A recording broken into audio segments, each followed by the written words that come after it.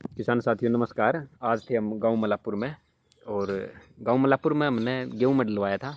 एक किसान साथी है, उनसे आपका परिचय करवाते हैं। ये देखो अभी तो महीना चल रहा है जून का, तो जो पीछे 2024 के अंदर लगाया था इन्होंने, जो गेहूं की जो वैरायटी लगाई थी वो ही बताओगे।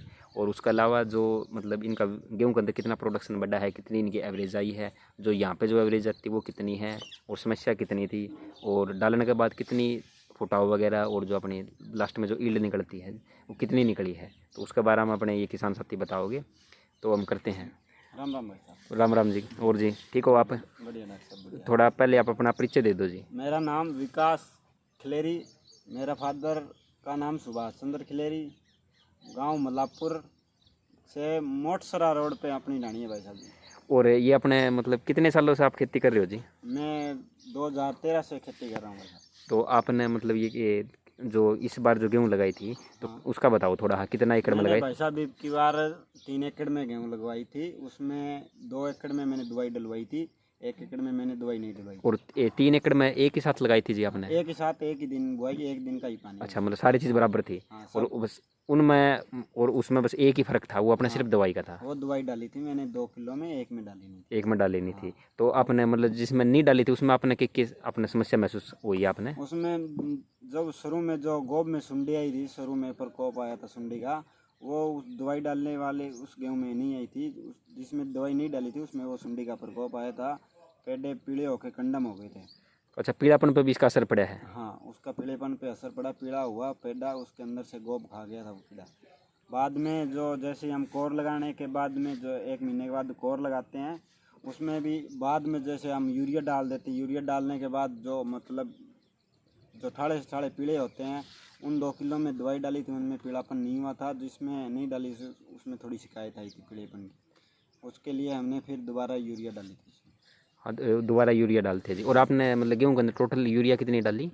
मैंने भाई साहब 2-2 कट्टे यूरिया डाली है सभी गेहूँ में। और अपने 2-2 कट्टे यूरिया डाली, एक एक बैग डीएपी साथ में बोया था। हाँ, वो तो साथ पहले ही बोल दिया था एक-एक तो में। आप ये बताओगे कि जी आपने मतलब पैदावार में क्या फ़र्क पड़ा? क्योंकि जो पैदावार में किसानों के उसमें। लिए जो सबसे ज़रूरी चीज़ है वो हाँ। यही है कि जो लास्ट के अंदर पैदावार कितनी निकली, और जो तूड़ी का दड़ है सिर्फ हाँ। इतना ही फ़र्क होता है। हाँ वो स्टार्टिंग में पीली थी व कैसी थी, इससे किसान को ज़्यादा कोई मतलब नहीं होता। भाई साहब, उसमें हमने जो जिसमें दवाई डाली थी उसमें तो हुई है 65 मन, जिसमें हमने दवाई नहीं डाली थी उसमें हुई है 60 मन। 60 मन की मतलब हाँ। औसत आई है। हाँ, औसत में आई है 60 मन की, और 5 मन की जो है औसत एकड़ के पीछे फालतू ही दवाई डालने से। तो ये किसान साथियों, जैसे इन्होंने 2 एकड़ के अंदर डाला था, तो 2 एकड़ के अंदर जो बढ़वार हुई है वो 5 मन की हुई है, और 2 के अंदर वो 10 की होगी।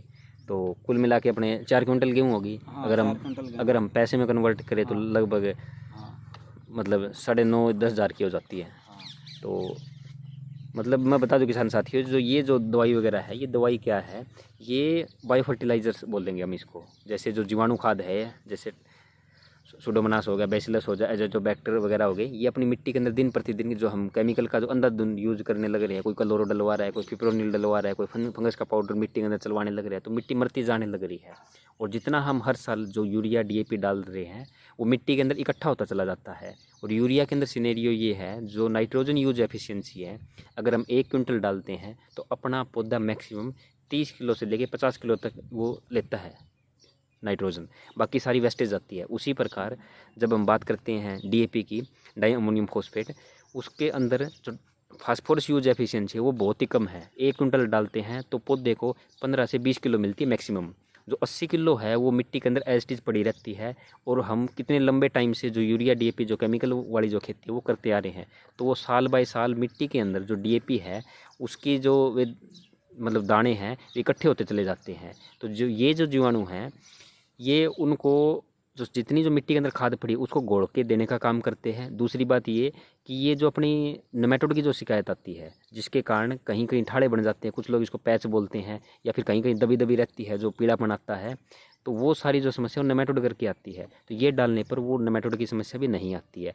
फ़र्क सिर्फ इतना ही करना होता है, आप जो भी खेती कर रहे हो वो करते रहो, उसका साथ में जिस टाइम कोर का पानी लगाओ 3-4 लीटर चलवा दो पर एकड़ में। तो इसका खर्चा भी कहीं ज़्यादा नहीं है, वो 1000 के लमसम पड़ता है, और वो लगा के हमको 3-4-5 गुना ज़्यादा फ़ायदा हो जाता है। तो किसान साथियों, ये था कि आज का आपका मैसेज। और अब हम चैनल पे बहुत जल्द ही जो अपने दूसरा जो एरिया है, जैसे ये चलो आदमपुर वाली बेल्ट होगी, अब हम धीरे धीरे जो अपनी पानीपत वाली बेल्ट है, जींद वाली बेल्ट है, सारा की वीडियो अपडेट करेंगे। और पूरे साल का जो रिव्यू है कि इस साल हमने जो किसानों की जो पैदावार है कितने से कितने बढ़ाई। तो अभी तक तो हमारा सिनेरियो ये है कि जो 5 मन से लेके प्रति एकड़ 23.5 मन तक हमने पैदावारी को बढ़वाया है। और इसके अंदर अपने वीडियो जो चैनल है उसके ऊपर वीडियो आती रहती है, उसके अंदर हम फार्मर का नाम और सारा वो देते हैं, उसके अंदर कॉन्टैक्ट नंबर भी देते हैं, ताकि आप म्यूचुअली कभी किसी से कॉन्टैक्ट करना चाहो तो आप कर सकते हो, क्योंकि हम सब यही आसपास के लोग सारे हैं। तो अंत में विकास जी, आप किसानों को क्या संदेश देना चाहोगे, ताकि किसानों की आमदनी भी बढ़े और अपनी उपज भी बढ़े और अपनी जो मिट्टी है वो भी ठीक ठाक रह जाए? भाई साहब ऐसे है, ये दवाई डालने का मतलब फ़ायदा अच्छा है।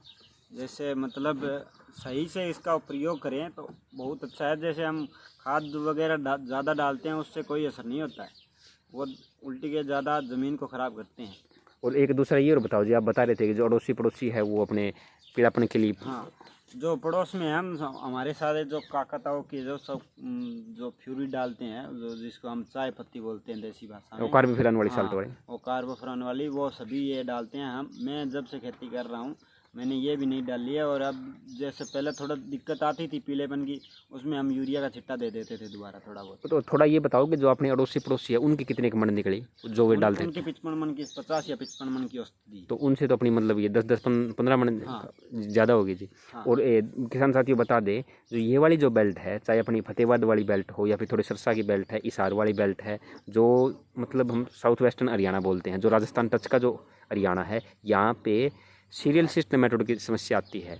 वो क्या है कि अपने जो गेहूँ और जौ की जो फसल है उसके अंदर जड़ों के अंदर छोटी छोटी मतलब वाइट फीमेल बन जाती है, जिसके कारण जो गेहूं का पौधा है वो अच्छे से चलता नहीं है और उसकी जो पैदावार में कमी आती रहती है। तो उसके समाधान के लिए एक लोकल तरीका तो ये है कि 1-2 साल करके फिर हम सरसों की बिजाई कर दो 1-2 साल, जिससे वो नेमेटोड की समस्या थोड़ी कम हो जाती है। और जो इसका परमानेंट और जो अच्छा समाधान है वो यही है कि गर्मियों के अंदर गहरी जुताई करें, और उसके साथ में जो ये जीवाणु हैं, जो ये बायो फर्टिलाइजर बोले या फिर हम इसको बायोजेन का कंसोर्शियम बोले, इसको हम यूज़ करें और अपनी पैदावारी को बढ़ाएँ। तो अंत में सभी साथियों का बहुत बहुत धन्यवाद, आपने ध्यान से इस वीडियो को देखा और सुना। और धन्यवाद खलेरी साहब आपका बहुत बहुत, जो आपने किसानों के साथ में अपना जो एक्सपीरियंस था वो साझा करा। जय जवान जय किसान।